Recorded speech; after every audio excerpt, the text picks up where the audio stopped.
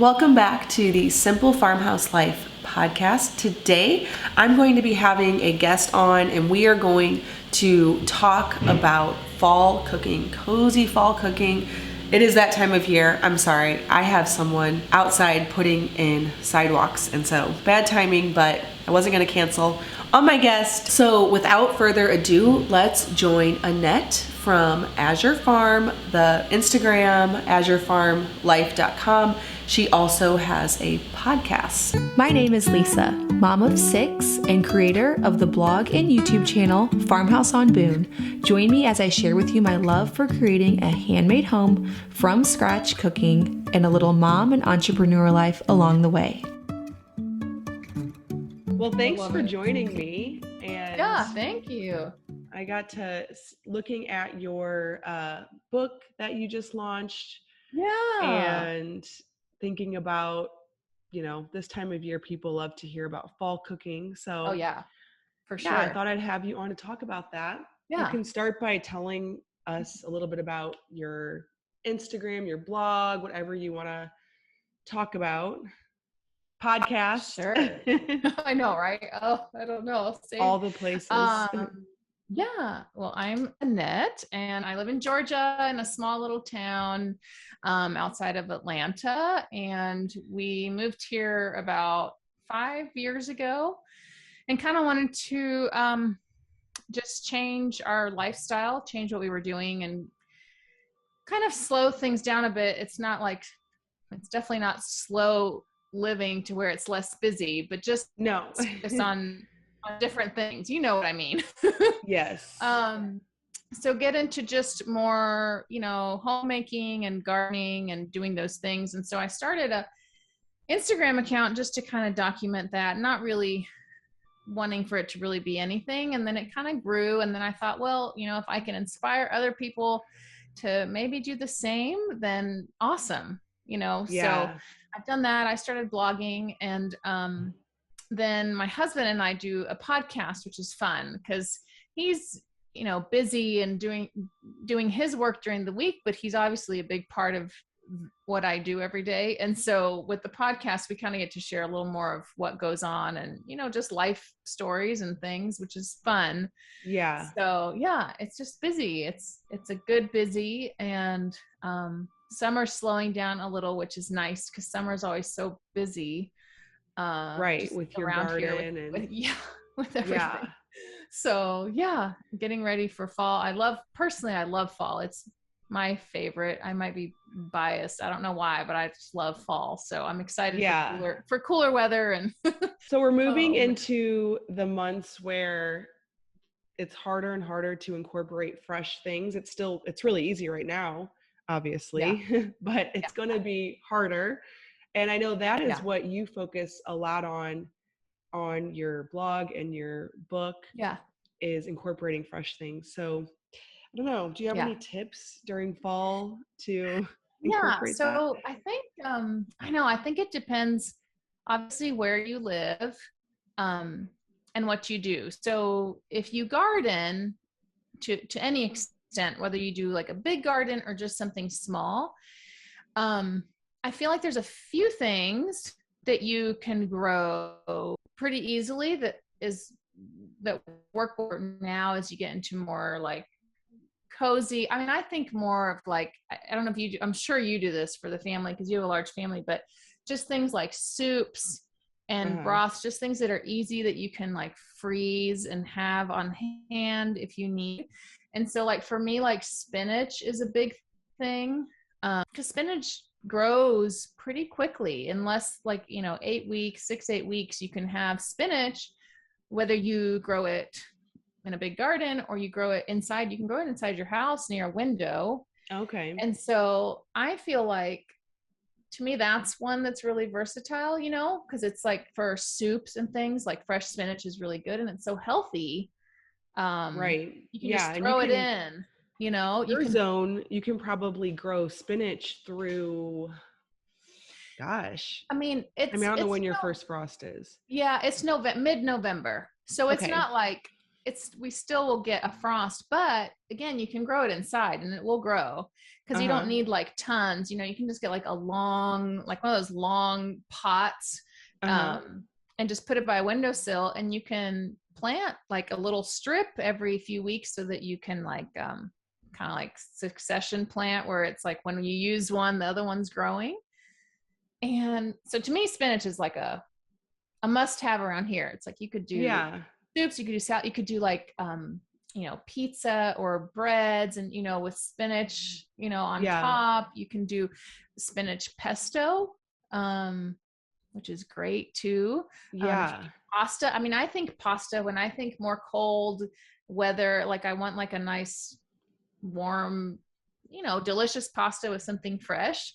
So that, and then like herbs to me are like a big thing. The herbs are like, they make anything better, you know, like a fresh herb. And so here parsley lasts a really long time. Oh yeah. Sometimes it even just comes right back year after year. Well, we had some that didn't die. It never did die. Yeah. No, it lived through winter. It was there. Yeah. Ours almost would, so I can imagine where you live. Of course, now they're going to bring out this massive machinery. I was telling Annette earlier that we're getting sidewalks, and so they're right out here, and I tried to get as far away as possible, but it's just not gonna. It's okay. I can hear you. I hear you good. It's okay. Okay, that's fine. Yeah. So do you do that with spinach? Do you grow just like a little bit inside? Yeah, you can grow. We have a greenhouse. So for us, it works well there, but you know, it's the same idea, meaning it's, you know, somewhere that gets a lot of light, that stays warm, that doesn't get, you know, cold, that the frost can't get.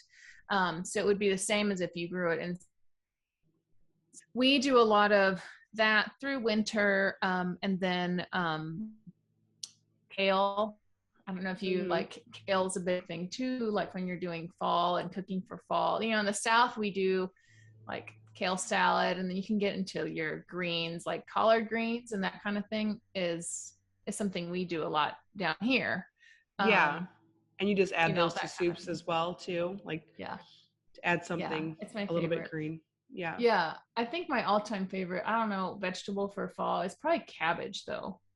Cabbage is like, I don't know, it's so versatile, I think. What all do you use it in? So cabbage to me, like I'll make, one of my favorite dishes to make is cabbage pasta. Have you ever had cabbage on pasta? No, I have not. So it's so good and it's pretty easy. So you take the cabbage and you know, cut it up super thin, and you put it, I like to use a cast iron skillet. So you put it in there with some oil, and you put a like good amount of salt, and I'll put some maple syrup and for it, and just let it kind of, you know, cabbage is one of those that you have a ton and then it'll like, you know, cook it down. So you cook it down and then you kind of let it'll caramelize a little bit because of like the maple syrup and then with the salt, and it has just like a really good, it totally changes the flavor, and it's just this warm, like good flavor. And so then you'll make like a regular pasta with, I do a tomato sauce base, and then you'll eat it with the cabbage. So we are plant-based, so we don't eat meat, but you could add like, you know, you could add a meat sauce, but the cabbage is like your vegetable on top. So instead of it being like just a regular, I don't know, pasta with tomatoes or your traditional other vegetables, it's cabbage, which is like a European kind of thing in certain places, I guess. And I always thought it sounded so strange till I tried it. And then I was like, this is good. And my husband's kind of picky on some stuff. And he was like, what? How does cabbage on pasta? But it does taste really good. So I love that. To me, that's like I have that in the cookbook because it's like a very easy to make fall thing. And, you know, cabbage is always abundant a lot of times and easy to find, you know, even if you don't grow food, cabbage is easy to find, I think. Most places, you know, especially now this time of year. So that's it. Cabbage is the favorite. No noodles. You're using the cabbage as the noodle. No, I still use a noodle. I just put the cabbage on top. Yeah. Gotcha. It's like I'll do like, I I'll just do like a regular spaghetti noodle. And yeah, you still do the noodle with like a sauce, but the real like flavor and extra would be like a big heaping plop of cabbage. Right. But it's just caramelized. Like, onions, like when you just like, when they get like really, they just get that extra flavor. Yeah. Yes. I love that. Well, and that's a good idea because cabbage is one of those vegetables. I feel like people buy carrots and celery and onions and tomato or potatoes, all the time. Yeah. But cabbage, you think other than sauerkraut, right? How am I going to incorporate this in large quantities into anything? Yeah. I have a sausage and sauerkraut, it's a sausage and sauerkraut soup on the blog. So that's putting cabbage in the soup, but I had never thought about caramelizing it. I don't know if I've ever tried it caramelized at all. Yeah. Just, you cook it down for a good, it takes a good I do 20, 25 minutes, but by the time your pasta is cooking and you're doing whatever else, it's ready, it's just there. I use it in soups a lot too. And then I do a lot of cabbage raw, like in a salad, like if you slice it super, super thin, and you remove kind of that middle core part. That's the harder part, that you wouldn't maybe like to chew on as much, but the rest of it is super thin. And then I do like a good amount of olive oil and just really like mix it in, you kind of, I guess they say massage it into the cabbage. That's what I do with sauerkraut, like massage it in. Yeah. Same idea with salt, but it's fresh. Like you don't let it sit. And then with lemon juice. So it's the same idea as a sauerkraut, but you don't let it, you just eat it fresh. And I love that too. It's just a good fresh salad, right, to pair with any like fall with dish. Whatever you're doing. How about, people always ask me about my kids and if they eat what I cook. I forget, how old is your daughter? She's 2, and I don't know if you hear my donkeys. I could hear my donkeys. Okay. I don't hear them, but she's 2 and 4 months. So so she, I've tried for me to have her eat whatever we're eating, as much as possible. So, for her, obviously, if we're doing like a pasta type dish, she likes that. She does like soups, and I think for kids, it's more so just to try to not complicate it, I think, because sometimes I think if it looks like it's too much mixed together or whatnot, that's, at least for me, that's what she doesn't like. Do you know what I mean? So if it's like, if I'm making something and maybe it's like a lot of different ingredients, I might do like a little more simple idea of it for her. Or when I serve it, so she doesn't like see it like this big, mixture of stuff. She can see what she's eating, and then she can, So I don't know. Kids are funny. She's going through a phase now. She usually eats like a lot, and then, they go, I'm sure, No, I feel like I had like all of my kids around 2 or 3 go through this phase where you don't even know how they're alive because they don't eat hardly anything. I feel like she's hitting that now. So they come out of it. Everyone tells me that. So I'm like, okay, well, she'll be, this is just the thing. I don't know. I don't know how they make it, but they do. Yeah. She'll be fine, I guess, but it's just funny. Oh, I don't know. So do you do a lot of preserving and canning and preparing for the winter and fall seasons? I try. I try. Mostly what we do a lot of is like, I'll can a good amount of our tomatoes, which I'm finishing up now. And I think that's one of the easiest, because I'll just do like a plain tomato, like where I just barely cooked them, blended them, and then canned them. And then I can later on, decide what I'm going to use it for, season it later. And so that is nice, because when it's definitely winter, and there's not a lot of, things, it's so nice to have something, that was fresh and that has, all the nutrients and stuff. So canning things like that is big. Green beans, those kind of things. I'm trying to get a little more into, planning when we plant our garden, and really taking notes of quantities and how much we use and how much we have to grow, because that's kind of hard. It's hard to you don't know that right away or how much you're going to eat. But like onions, Yeah. like we have onions now. I'll pull onions, garlic, tomatoes. I freeze a lot of peppers and those kind of things because those are Yeah. easy. Like if you have peppers now, you can easily chop them up and just freeze them. And then, Right. it's so easy to just get out a little bag and toss it into whatever you're making, and you have peppers. So that helps, I think, Yeah. I especially mean, when I you're prepping encourage or planning. people even to, like, right now, even if you didn't grow a garden, go to the farmer's market and Yeah. stock up on that kind of stuff. Oh yeah. Because You know? we don't have, there's stuff that we don't grow everything. So yeah, just go grab whatever you don't have and prep it now, and you'll have it later for sure. Right. Yeah. And you can still get it locally and all of that, even if you don't have the space for Mm-hmm. a garden. Mm-hmm. Mm-hmm. I think my main thing is always, and that's kind of what the concept of this cookbook I did with Angela, my friend Angela, was the thought of what can you eat that's seasonal, and if you're not growing food, that's okay. What's currently at your local's farmers market, and using that Right. each season, because if you eat in line with the seasons and whatever's available, it'll probably be what's freshest and what's hasn't maybe traveled as far to get to you and has the most nutrients. So it's kind of fun. I think the older I've gotten, the more I've appreciated the change of seasons and how there's only certain things you can enjoy certain times of the year. And like, so you look forward to peaches, Yeah. you look forward to when peaches are ready, or, you look forward. So it's kind of a cool cycle, when it Yeah. comes And I mean, to you cooking obviously, food. we can get anything year Oh round, but yeah. like you, I Yeah. prefer to cook with the seasons. Like you said, it gives you something to look forward to, Yeah. something to shift in your kitchen. And then obviously it's healthier because you're getting Yeah. something that's closer to home, closer to, Yeah.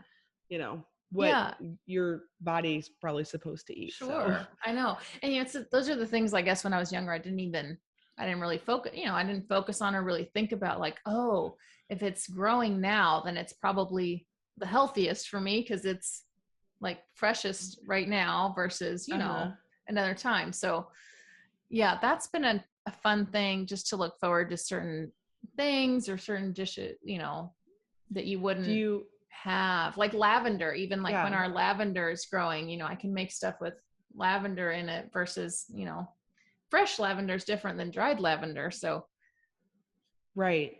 Yeah. I have a hard time growing lavender here. I don't know what it needs that we don't have, but I know some places it just takes off, but I can't seem to get it to do that here. we're like in the middle. We're like where it does okay. It's not like, Okay. yeah, Yeah. it's okay, but it's I know enough they to do really use. well up in like Oregon and Washington. Oh They yeah. seem to do. Well, everything does good up there. It's like Yeah. magical soil up, Okay. up there.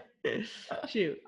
I know, Now, do right? you incorporate a lot of winter squash like acorn squash and butternut and pumpkin, or have any Yeah. like exciting different ways that you like to use those? I mean, butternut, yes, definitely. Well, soup, I mean, of course, that's like a given, but I love Yeah. when you, cut them in half and roast them, or do like stuffed butternut squash. Hmm. And again, being vegetarian, I try to use the whole vegetable, or whatever we have. So a lot of those dishes are like really warm, especially when you stuff a butternut squash, or if you, I like it just roasted, like cut up in like a side dish, like little big chunks, and you just roast it in the oven. It's Yeah. so good. It's good, and Oh yeah, I threw that's that always good, just in a pasta yesterday. I Oh yeah. roasted some butternut squash and got it, nice and toasty and kind of Yeah. caramelized. It's And so good like that. I did a yeah. sauce with butternut squash where you blend it with some, milk and butter, and just do, it's like a creamy sauce, but it's with the Yeah. squash, and that's delicious too. Just on pasta. But pumpkin is I love pumpkin. Of course, I'm partial to the pumpkin desserts, but Well, yeah. I mean, but it's good. I've done a lot of actually where I preserve pumpkin and done like pumpkin hummus. which is something I that, think I had a note of that to ask you about that. yeah, Yep, that I do. Ava actually likes. It's easy. You just take, well, you could can your pumpkin or just take canned pumpkin.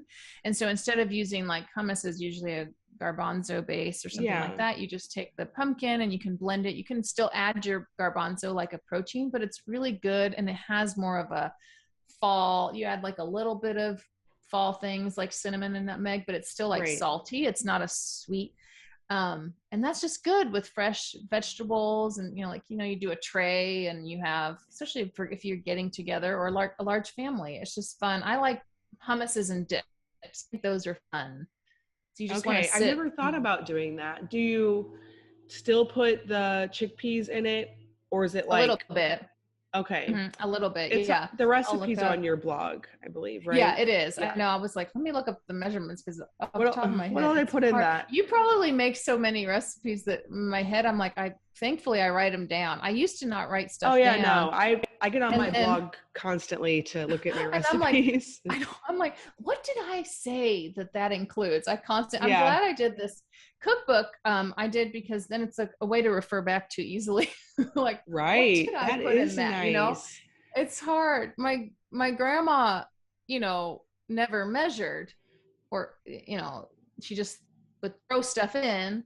Yeah, And I remember as a child, I'd be like, well, what did you put in there? How much? And she was like, oh, I don't know, I just whatever. And so it's just when I started trying to cook, thinking like, okay, maybe somebody else wants to make this, I had to really force Think, myself to, uh-huh. yes, Yeah, like, how much am I adding? And wait, did I add something without writing it down? It's right. like, oh, it's, yeah. So is that hummus also in your cookbook on your The blog and hummus, the pumpkin one is not. That one's on my blog. There's a different one okay. on the cookbook, which Okay. that one is easy, actually, because I'm actually just making it for this next weekend. But it's garbanzos, and then you take like sun-dried tomatoes and blend it with sun-dried tomatoes and green onions.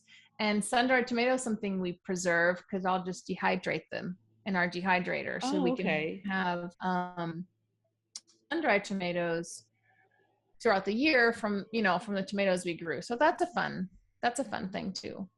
Yeah. I'm curious, what else do you put in your stuffed butternut squash? So I do it. There's one in the recipe book that my friend Angela does, and Okay. her recipe is really good. She's got some good stuff there. When I've done it, I do so like a lentil base. Okay. So you do like lentils where they're not like a soup texture, where you cook them and they're just barely cooked, but they're like Right. more dry. Does that make sense? Yeah. Like a separated bean, not like a soup. And so then I'll do that with onions that are really cooked down, almost like a caramelized onion, and peppers and chopped tomatoes, that kind of thing, all cooked down. And then with fall spices. And then those go all inside the squash, and then you cook it all. Yeah. Okay. Cool. Yeah. Yeah. That sounds great. Yeah. I actually had Angela on like when did I have her? She was on the podcast too. I can't remember exactly when it was. Yeah. It might have been more in the winter as well. Yeah. Yeah, it's fun. It's fun to do recipes, share recipes, because sometimes somebody might do something that you've never thought of, or, Oh yeah. All the even if you time. have the That's what I same love. ingredients, we have the Uh-huh. same ingredients and do it totally different. So I do a lot with beans, just because I grew up, my parents are from Cuba, so I grew up a lot on like rice and beans and that kind of thing. Okay.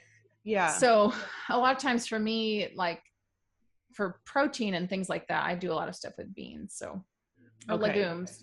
Right. Yeah. Yeah. So do you have any other like secret weapon ingredients? You already mentioned several. You already mentioned cabbage and spinach and beans, which are all things that I really honestly don't think to incorporate that much. But is Yeah. there any like spice that you always use, or something that maybe like other people aren't thinking about? I mean, this probably doesn't sound enlightening at all, but one thing I do try to do, so I won't say a specific one, but I try to always put in a fresh herb. Okay, yeah. So I feel like that always takes it. So if it's in the fall, I'll still grow basil. That's considered more of a summer thing, but I'll still grow Yeah. basil in the greenhouse. But if it's fall, to me, Okay. rosemary is like, a big Oh, thing. yes. And sage. Thyme, sage, all that. They're Yeah. super strong, but I feel like if you just do like a little bit, even like a fresh soup, you just have like a tiny bit of thyme or something just fresh, just on top. Oh, yeah. Or if you make any, I just feel like it makes something taste so much, I don't know, it elevates it, makes it better Yes, than it if you does. did it in the dried form. Oh, So, yeah. It's so to me, that's totally always not the like, same. yeah, like if you can just add like a fresh, just throw a little something in there to, what you're making. I think it really makes it better. Yeah. Oh, I agree. Or Herbs makes it look like I definitely. tried, like I tried Yeah. harder, you know what I Yeah. mean? Well, yeah, like a fancy restaurant will always Yeah. have, Yeah, something like like that, like yes. something fresh. Yeah, like even if you just grow, and that's something that's easy because you can really just grow those like inside little herbs, like a little herb potted, thing. And I think that makes it just it gives it that extra touch, I think. Uh-huh. And that's what I love so much about cooking from May through October, but Oh yeah. I have never really like ventured into make growing a whole bunch of herbs inside, and then we don't have a greenhouse yet, but I Yeah. really like the idea because it just is what makes all of summer so delicious is herbs. Yeah, yes, it's the freshness of, yes, of having something. And things like rosemary will last a long time in a Mhm. pot. Like that grows pretty good in a pot because it's more of that like it's more like a pine type herb. Yes, yeah, It's like it's not like a evergreen-ish. leaf. Yeah. Yeah, it's not Yeah. like basil can get wilty and just all that stuff. Yes. But And bolts and yeah. yeah, rosemary can hang around pretty good. So that's a good one. It can, because you can do that like just to make like even potatoes, like potatoes with fresh Oh rosemary yeah. roasted is super delicious. Um, yeah, I mean, I'd Yeah, say that's probably. someone told me on my channel that I should dig all my rosemary up and bring it inside, and I had never thought of that. Like, because Yeah, my it could sage work. Yeah. overwinters here. Oh yeah, here, yes. Here too. Yes, It just but goes strong. yeah, because then we had a really bad winter. Not really, it was good most of the time, but then we had like 2 weeks of zero here. Yeah. And so Yeah. Oh everything yeah. should have been wiped out, but that sage just came right back. But the Yeah. rosemary didn't. And Yeah. so I think that I should try that. Yeah. Just try to put it in a big pot, like inside by Yeah. the door or something, where you feel like it gets good amount, of light, and hopefully it Yeah. would do pretty good. It's funny how sage, you're right. Like that it does not die. It keeps, No, it goes I didn't strong. see it all winter Yeah. necessarily, but then in the spring there it was again. I'm like, okay, Yeah. sage comes back. That's wonderful. Love And I it. love it because it comes back more abundantly. And Oh yeah, for I think sure. it's probably my favorite herb. I love basil too. Yeah, I'm partial to, I think that's my favorite, but it is definitely a more summer, but still, fall and winter and stuff with pasta and things like that. It's so good to have, like on hand Yeah, if you have it, I right. do like cumin a lot. Do you cook with a lot of cumin? Oh, I go through phases, but yes, and it does lend itself to fall Yeah, and I feel like that for me is this time of year, cumin has a nice, um, just adds a little something extra. And I probably that and smoked paprika is okay. See, I don't my use that very very much. okay. That's my favorite. That's probably my favorite this time of year. And I think because it gives that warm, like smoked flavor. Uh-huh. So, like from a vegetarian standpoint, if you like I like barbecue sauce. I like things that have that. So it just for soups and things like that, it's really gives it a nice extra Yeah. element. So are you most of your soups a bean-based soup? No, it just depends. Some are just if it's the main thing we're eating, like for it to be like hearty and filling, it would be. But if not, I love potato. Like I'll do, just a potato soup or like the butternut squash or those kind of pumpkin. A lot of those don't have beans in them. Right. Chili, we'll make different kinds of a chili. Of course, those have some beans, but Yeah. Do you usually serve them all with some kind of bread, or what's your go-to on that? I know Jared is gluten-free, which makes it tricky. So cornbread, okay. Yeah, is a good. I'm really trying. I know a lot of people, I know, of course, you make sourdough, you make things all the time. I've not branched out into trying a gluten-free. I know people that do sourdough, starter and kind of do all that. So I'm hoping I can try that this fall, winter and see. I would suggest if you do try I know you're probably way more familiar with gluten-free baking because your husband's gluten-free. But I tried, I did buckwheat flour, and it made a nice starter, but we never liked the flavor, and I couldn't get a bread that I liked. And so I don't know, like maybe the 1-for-1 gluten-free flour mix would be a better idea. I've pretty much resorted with the baking I do to a 1-to-1. Okay. Because yes, you're right. Some of the ones are very strong, like a weird. Yeah, it was I don't not. know. It just wasn't good. I know, it's so. I was really hard when you like experimenting because I was trying to get something up on the blog because people are always asking me about gluten-free, and I was like, okay, I'm gonna figure this out. And I just threw in the towel. I was like, somebody else can try to figure this out. I know. Well, I'm not gonna tell anyone till I figure out something I think works, but. For here at home, like to make, like I'll do waffles and pancakes and all that does very well and is delicious.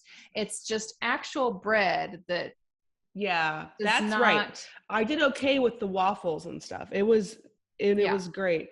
It was when I tried to make a loaf of bread and I'm like, maybe I just don't have the right expectations, but this is not. Yeah, it's not. And even buying gluten-free bread, like at the store, it's still not. It's very hard. It's very hard to find something that's it's just not bread. Yeah. Okay. I mean, my husband's fine with it. He's not, but I still would like to figure out something that's a little more, exciting, I guess. Right. Yeah, I understand. So I don't know. I saw on your blog you have this pumpkin crisp. That sounded. Have you made that yet this year? No, I've not, and I want to soon. And that's easy. And I've started making that in a cast iron. I know you use your cast iron all the time. Yeah. And I feel like the more I've done things and cooked, I feel like it's so easy. So that for me is just great because you just do like your, canned pumpkin and your mix and your crumble and put it in the oven, and you don't even have to switch containers, you know what I mean? Like you don't switch less it's like to wash dish. Yeah. So I love pumpkin crisp is a favorite. And then I started doing I have done apple crisp because apples are in season now. Right. We have apples in our orchard. So I have done that, and that's been really good. How many years have you guys been on your property? We've been here 5, and this is our first full apple harvest. Okay, I was wondering because we planted very excited just a year ago, but we did plant relatively bigger trees. Yeah. Because I was like, I don't want to wait that long. I'll buy like an extra year for the extra $30 or whatever that tree is. I agree. Well, we did the same, but my husband had done a lot of like research on tree planting and all this, and that how you should or at least this is what he researched, that you should pluck the blooms off the first few years so that it really gives the root the energy to so the trees don't put their energy into the produce but into the root system. Well, no, but so we kind of on purpose didn't let them do that. yield for a few years more than what we would have liked. But we did have a ton of apples. So I think it worked. I don't know. They're grape trees. They're big. They're healthy. So So I don't know. Cool. We'll see. But I was so excited for apples because that's just like we eat apples every day. So are you gonna do a lot of preserving, or what are you gonna? I've done like the apple, like for pie, like just slices. I did quite a bit of, not quite a bit, but some applesauce and apple butter. And my hope is to finish off more applesauce because we eat a lot of that. That's a big, and Ava, she likes applesauce, and it's nice to have your own applesauce. It's like, oh, this is fun, and it wasn't too hard. Applesauce is not hard. I didn't find it hard to make, compared to other stuff to can. It wasn't too bad. You'll be able to put up a lot of that. I hope we have apples in a few years. We have one tree that has, quite a few small ones, but nothing. It'll happen. Too exciting. It'll happen. I was worried, and then this year we were like, okay, and I kept reading like, once they're established for a good 3-4 years, they'll take off. So we'll see. So any other like cozy fall dishes that are notable that you can I like to get like a big pot of soup, double or triple it, and just like leave it on the stove all day, and we just eat from it all day. That's one thing I love about fall. I love that. I've done this version of a pot pie that I really like because that feels really fall to me. And because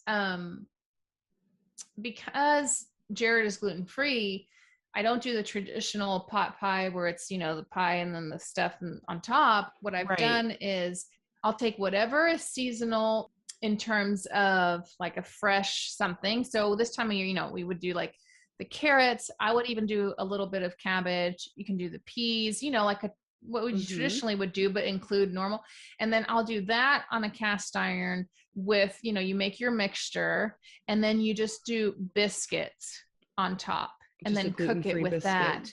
Yeah. And so then that way you can have, it's like your really warm and delicious, like creamy vegetables. And then you eat it like sopped onto, like a biscuit. And then that is like a really fun, I don't know, cozy, where you're just thinking like, oh, yay. I'm excited. To eat, Yeah. Luke, we actually had pot pie the other day, and Luke was like, this is probably the most wholesome food or something like that. Like it just, it's just so like you just wholesome. throw I know. And I love it though, because it's so good. And like, you want a crust, but then you want to, I don't know, the vegetable. And then I make mine with like a coconut milk base. And you season it, but it still ends up that same idea, like creamy, like just the stuff on the inside. And it's just easier to make all, and then just put the biscuits and cook the biscuits on top instead of having to make, a crust and all that. So it's kind of it's probably a cheating way to do it. Oh yeah, no, that's how I normally do pot pie too. Quote unquote. But I sometimes make it with a pie crust, but a lot of times I just do on top, biscuits. And then like the other day I was making a shepherd's pie with mashed potatoes on top, and I normally use carrots and potatoes and all of those regular vegetables, and I got to the fridge and I was like, oh, I have nothing, but I do have some butternut squash because I bought this massive box for $10 the other day. Oh yeah. And so I've been putting it in everything, and so I just diced it like a carrot, and can't tell. And so I was thinking too, with pot pie, you could really incorporate something like butternut squash or pumpkin or whatever, into all of that. Yeah. I like, if you think of it like just doing it like with whatever's in season, you can do a version of it any season. I've even done, which sounds kind of like weird probably, but you can do like you can put roasted beets, like you can do beets in there, just anything that, not the traditional, just, carrot, celery, potato. You can put, there's definitely other things you can put in there. Yeah. Well, I feel like once you add your cream element and any kind of broth that you'll use, and the pepper Yeah. almost any vegetables Right. will I sort of agree. take on the Yeah. flavor. And so I like that Yeah. idea too, like you said, with beets, because beets is another vegetable I just don't put in things, but Yeah. I could make all the same things and just throw beets in it. And I don't Yeah. really feel like it would taste Yeah. And much for a different if soup. anything. Yeah. And for a Yeah. soup too. Like that's another one you can throw beets. And beets are good because beets grow pretty quick too. Like beets are ready in less than 2 months, like right at 2 months. And so they're one Okay. that grow pretty quick. And I think one that's really underrated is radishes. Yeah, that's something I eat in early spring only. We Yeah. actually did just plant some again, Yeah, but yeah, fall I is don't great use because they them grow for dinner. fast. Yeah. I would roast them. They're delicious. They takes away that bitter. Um Mhm. yeah, you just roast them with like olive oil, salt, and pepper, and put them in the oven, and they turn soft. And I think they're really delicious and just totally different. I think people usually just do. You think of a radish like on a salad or like a raw, and it's a pretty Uh-huh. strong. It's a Yeah, strong it's like flavor. It's an peppery. acquired. I think fall is definitely this time of year is it's fun time for meals because you kind of have some things from summer still, and you're starting to have some of your fall. And then of course it gets to where there's like time of year where you're inside more. You kind of want to be around the kitchen more. You're cooking more as a family, so it's Yeah, just a great. exactly. It's a good time. It's a good time. Yeah, like you said, I like to be in the kitchen more in the fall. I think that's why it's also fun because I'll put more effort into food Yeah. because in the Yeah. summer we're outside, we're gardening, we are Yeah. going swimming, we're just, it's summer. Sure. But You then don't when have you're stuck time as much inside, time. right, it's just a nice Yeah. creative thing to do is to be in the Yeah, kitchen, I agree. experiment and make something cozy. Yeah. So, It's cool. what fall's about. That's for sure. I agree. I know. I made some cinnamon rolls this morning, my sourdough cinnamon Oh, rolls, but I added pumpkin to the filling and the dough. And I'm like, oh yeah, love that. it's Oh, not I really love time. Like that. it's still kind of hot I outside, but I'm know, just kind of ready for it. like ready. I know I'm ready. The weather is not telling me, but I am ready. Yeah. I was actually looking through some of my recipes the other day, and I saw it was like pumpkin pie pancakes. So it's like, pancakes, but they kind of taste like pumpkin pie because you got pumpkin and the spices. And I was like, Uh-huh. oh, maybe I need to make those Ooh, yeah. I sooner, kind of forgot about sooner than those. later, Oh, Yeah, I used to do that and I forgot all about that. yeah. So that's a really good way. If you go, I'll go to like a vegetable stand or farmer's Yeah. market or whatever, get a bunch of pumpkins, Yeah. cook them down, puree them, Yeah. freeze it, and then you have that It's puree ready to to add, go. yeah, Yeah. That's all a, year. yeah, I love Yeah. that. Oh, see, I'm hungry now just thinking of all I know. I the. know. I have still lunch all kind of, I got to clean up, but yeah, I can still Oh snack on man. my fall foods. So I tell love it. us where we can find your book. I know Yeah. probably just through your Instagram. Yeah. So I did a cookbook. It's called The Harvest Table, and it's all seasonal plant-based recipes. And I did it with my friend Angela. She is from Axe and Root Homestead. So we kind of collaborated. We're both plant-based. And the thought is like all foods that you can make with seasonal things. So, and Right. if you eat meat or you're not plant-based, they're pretty um, easy recipes where you can plug in your own like protein or adapt it to how you eat. Our goal was just to tell people ways you can eat with fresh seasonal things. So Yeah. Yeah. the book's on Amazon, so you can just look for it on Amazon. Harvest Table. Yeah, the Harvest Table Cookbook. Yeah, it's very beautiful, the photos Thank and you. Thank you. We took our own pictures, and it was kind of I don't know, a year and a half in the making and a oh labor of yeah, love, I'm but sure. it's been fun. It's fun to like, I don't know. A lot of times people ask like, well, what do you eat or how do you, and so we wanted to do that. And then it has a lot of, each recipe has like a little homesteading tip. So that pertains to something in the recipe. So it's just to give little extra tidbits of like gardening knowledge or ways to preserve things, Yeah. to hopefully give people more ideas, of how to do that. if they're wanting to. So it's cool. It's been really fun. So now I know Angela does a lot of sourdough. Did she bring she any does do sourdough recipes to the She book? has some recipes that include things where you could, but we try to keep it pretty easy. So it's not, like where if you don't have a starter, you can't really right. do it. Yeah. So she does sourdough, which is wonderful. I'm hoping I'm gonna branch out. I've done regular, but I haven't done it a lot because my husband doesn't eat it.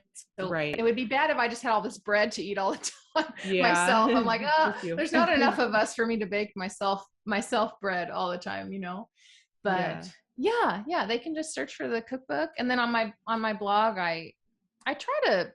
It's hard with doing the cookbook. It's slowed down, but I try to usually do weekly recipes, and either in my newsletter, there's always a recipe, or I'll also put it on the blog, but it's just a nice way for people to, and it's always something I'm doing pretty much that week.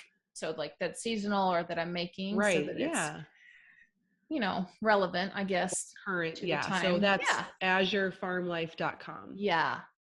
AzureFarm.com. Awesome. It's thank so you fun. so and much. I've gotten so much inspiration from your recipes and your things. So I love all you do. And I know it's a lot of work. So thank you for thank you. all that you do offer. Yeah. Well, yeah. I'm always cooking in this kitchen, so. Yeah, I love it. I think it's wonderful. All right, well, thank you so much for listening or watching this episode of the Simple Farmhouse Life podcast. Make sure to go check out Annette and her cookbook. I hope that we gave you some ideas for fall, maybe some things you've never thought to use regularly in your kitchen. I know that is what I love, talking to other people who do a lot of cooking, because I get ideas on things that I wouldn't normally think to even incorporate at all. Vegetables I wouldn't think to use, spices, and so I love getting that other perspective. As always, thank you so much for listening, and I will see you in the next episode.